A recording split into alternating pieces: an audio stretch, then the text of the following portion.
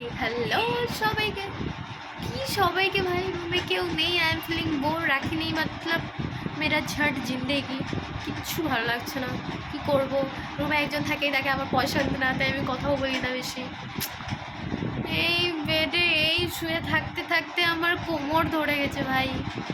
কি করব বিরক্তকর ডিউটি যাওয়ার টাইম হয়ে আসছে ওটাও ভেবে আমার টেনশনে জীবন চলে যাচ্ছে কেন ঝাঁটে জীবন চুজ করেছিলাম ভাই কেন কাজ করবো ভেবেছিলাম মেয়ে জন্মেছি বিয়ে করে সুখে শান্তিতে ঘর কর ভাই কেন